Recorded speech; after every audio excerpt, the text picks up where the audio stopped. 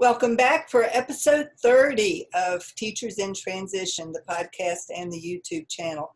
30 episodes. Wow, that feels like some sort of a milestone. So welcome. I'm happy that you're here listening or watching or however it is that you're hearing this message.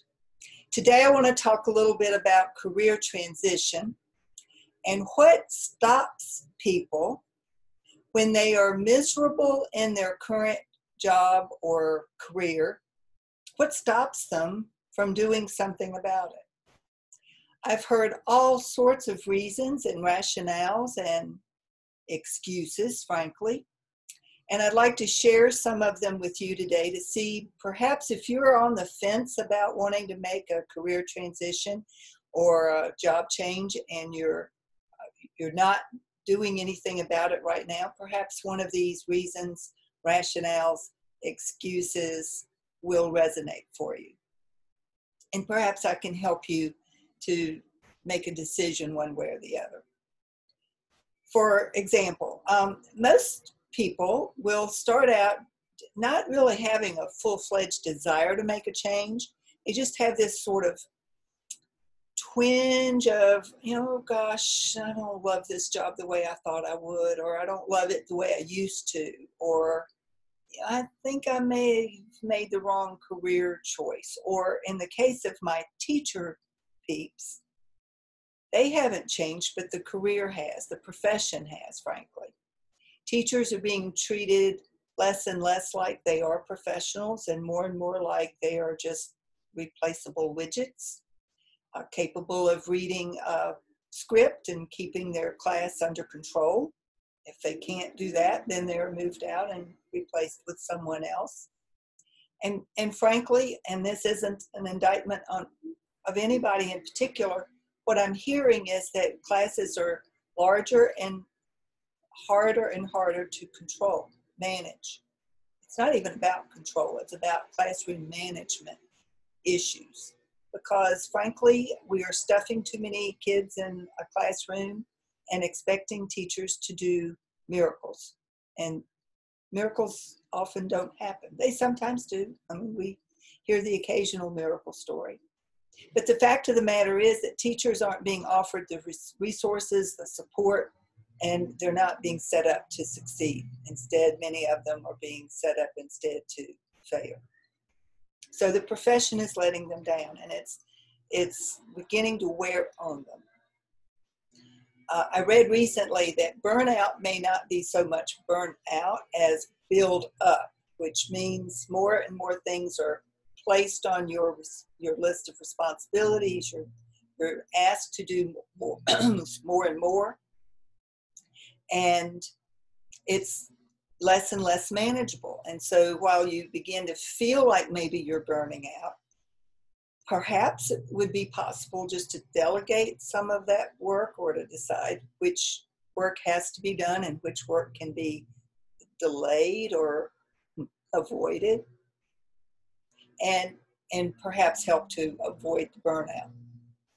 But if you're feeling like there's something off here, I'm not as happy as I used to be, and you begin to maybe daydream about, there must be something else out there. I don't know what it is. I don't even know how to find it, but maybe there's something else that I could be doing. The thing is, most people don't do anything about that feeling. They just sort of continue to plunge ahead.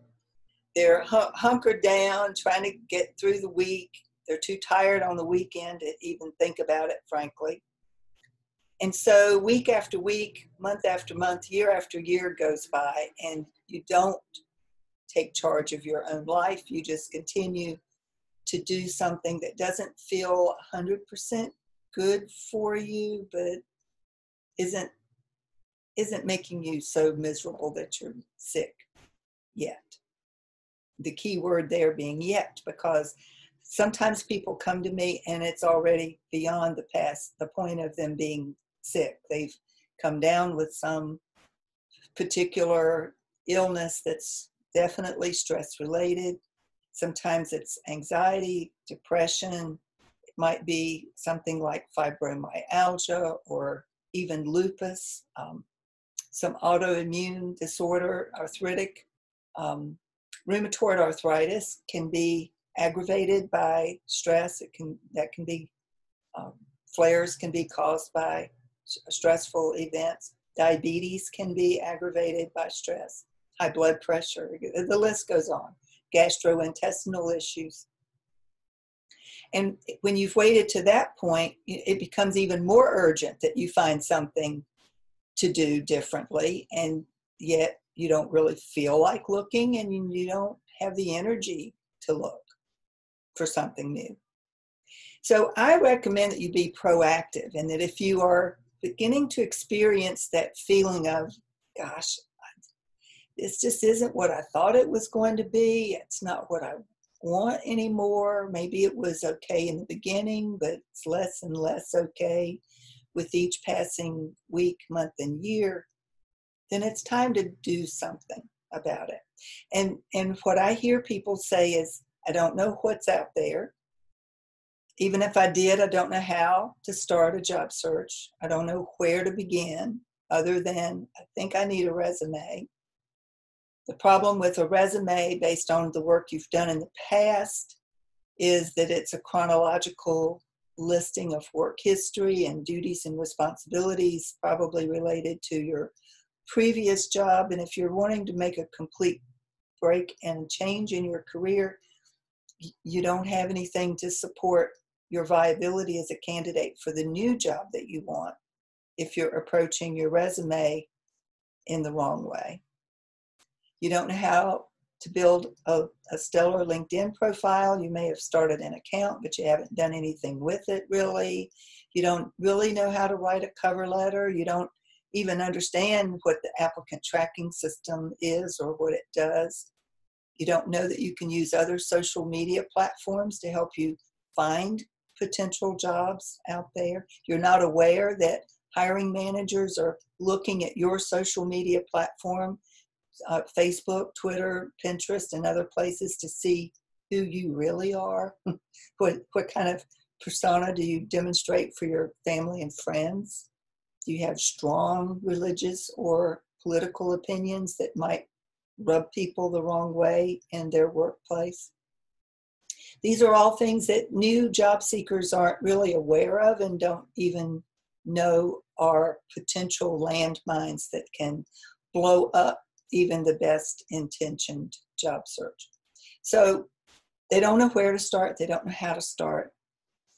They're sometimes just hoping that something will come along.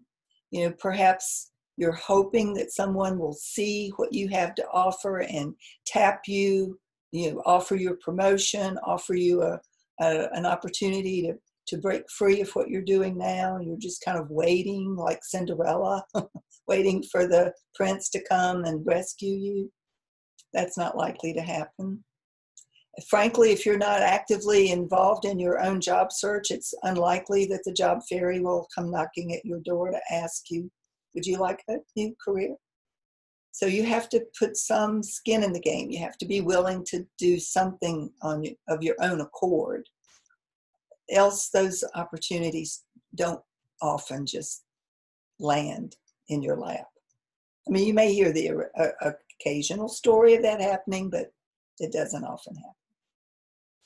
So in my line of work, I've been through the career transition thing. I've told the story, and if you're not familiar with my story, you can go to teachersintransition.com and read about how I started out 7 years ago as a former educator, finishing up a 37-year career as a elementary school librarian, and in my distant past, 6th grade language arts teacher. And how I decided in the summer of 2012 that going back to a middle school to teach English was totally out of the question for me. I was not capable of taking that on. I didn't have the physical stamina. I didn't have the emotional resilience. I didn't have the desire to want to go back to dealing with middle schoolers. I didn't have it in me. I was finishing up my 4th year and last year as president of the Virginia Education Association, and I was exhausted on every possible level. So finding the inner resources that I needed to be able to deal with 6th, 7th, and 8th graders, it wasn't going to happen. Learning SOLs, not so interested. Being involved in testing at the middle school level, I don't believe in the testing. How could I be engaged fully and with integrity in a system that I no longer had any faith in? So I decided to take early retirement, and I've since then reinvented and retooled myself completely. And it didn't happen overnight. It was a process that took place over the course of a couple of years, frankly. But it started with that first decision, the decision of, I can't do this anymore. And once I committed to, I can't do this anymore, that meant, okay, what else can I do? What's out there that I would be interested in doing? And that was elusive for me as well as it might feel for you. I didn't know what was out there. I didn't know what I might be qualified to do besides be an educator. And, I've shared with my new friend, Suzanne Klein, who's getting ready to host the Institute for Educators. It's an upcoming event that I'll be talking more about in the next couple of weeks. I told her when I was talking with her about my career transition that frankly I was overeducated and underqualified to do anything outside of the world of education. And yet I didn't want to be involved in education anymore on any level. And so I had to start from scratch and go inside of myself and get real with what was it that I wanted to do next, and how did I want to contribute, and who did I want to continue to work with, and who did I not care if I ever worked with again. And out of all of those questions came this endeavor that I'm involved in now, where I help teachers who are experiencing their own level of burnout discover and rediscover their own passion, their own purpose, how to connect that passion and purpose with a new endeavor as far as work, so that they can leave teaching as something that they used to do, something that's a part of their past, and move into a brand new future. I've had one client tell me, "Thank you for being my Harriet Tubman, leading me out of this world of education." So when you are on that fence and you're thinking about making a change, but you have more excuses and rationales for why you're not doing anything, instead of biting the bullet and deciding that it's time to do something, I want you to really think about how your life will be different a year from now based on what you decide to do today. You can decide to stay put, and a year from now you'll be in the same or similar situation, teaching a different class, different faces, pretty much the same routine. It might even get worse instead of better, frankly. Most of the time I hear from people that it's not getting any better, it's just progressively getting worse from one year to the next. More paperwork, more reports, more meetings, more fill in the blank, never less of anything. And one of my biggest complaints with the Board of Education when I was president of the Virginia Education Association was they were constantly piling on more and more stuff for teachers to do. And they never, ever took anything away. It was ridiculous. Still is. So you're in charge of your own life. You're in charge of your own career. Nobody's forcing you to stay where you are.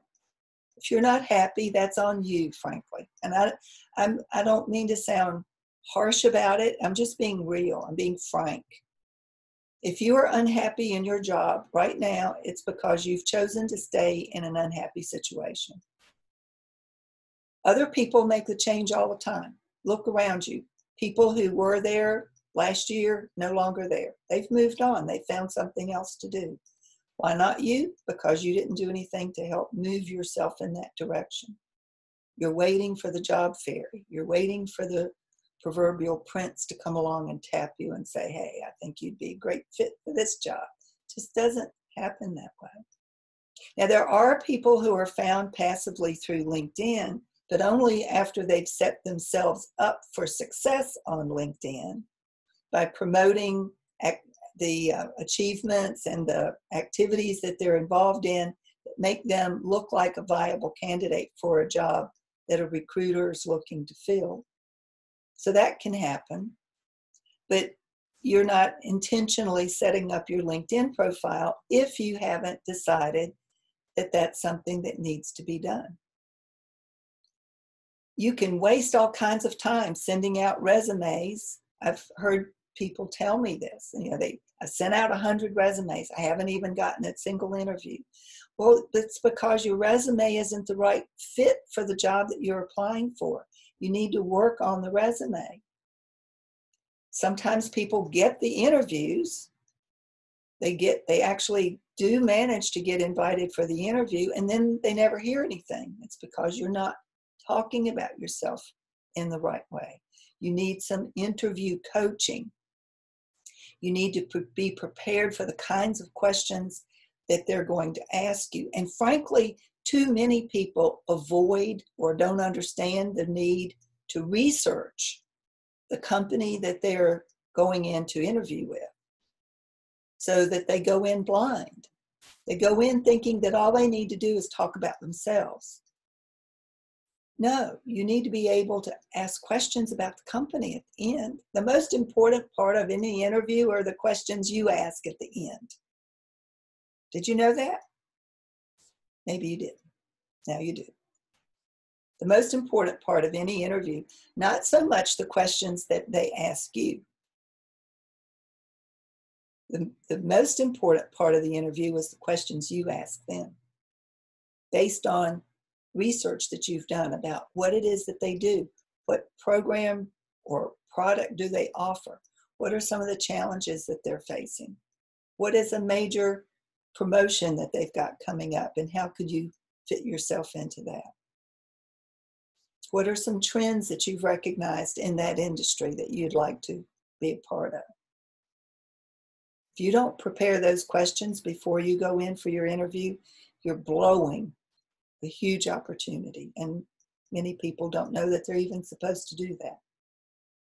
So there are so many different moving parts to a job search. And I also hear from people, well, Kitty, I'd love to be part of your program. It sounds like you know what you're talking about.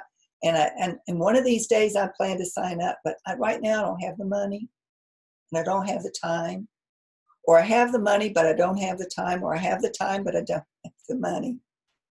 You get it. And here's the thing.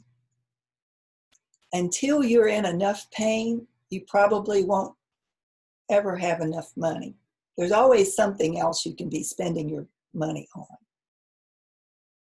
But if you wait until you're in so much pain, you don't have the brain bandwidth that you need to invest in a successful job search. So I don't recommend that you wait until you're in that much pain, frankly. And if money is an issue, well, I work with people on the money issue. You need a payment plan? No problem. You don't have to plunk down a big chunk of cash right away. And I offer a money back guarantee. I'm mentioning this right now because I have a brand new cohort that's starting in the next week.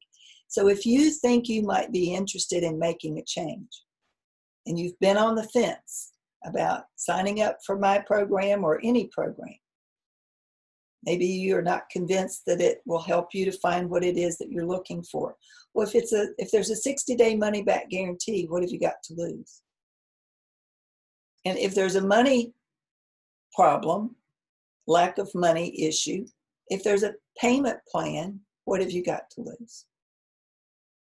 So if you think you're interested and ready I mean, it's more than just being interested. You wouldn't be listening to this podcast or watching this YouTube channel if you weren't interested in the idea of teacher in transition.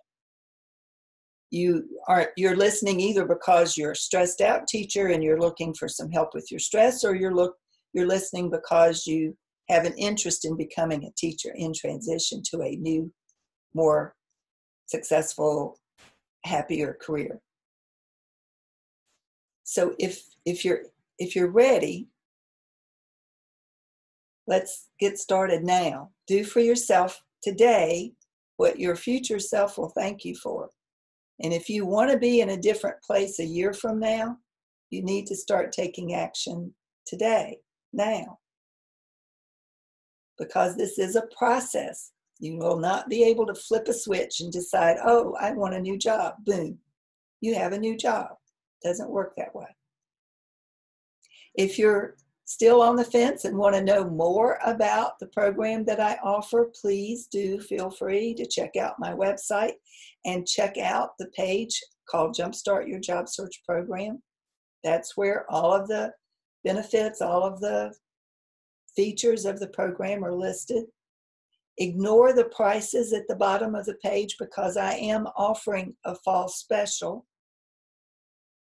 So if you're interested after you've looked at the page and you want to know what the fall special price is, then you email me at kittyboitnott@gmail.com and ask me, what is the fall price for the Jumpstart Your Job Search program? And I'll be happy to share that with you or answer any other question that you may have.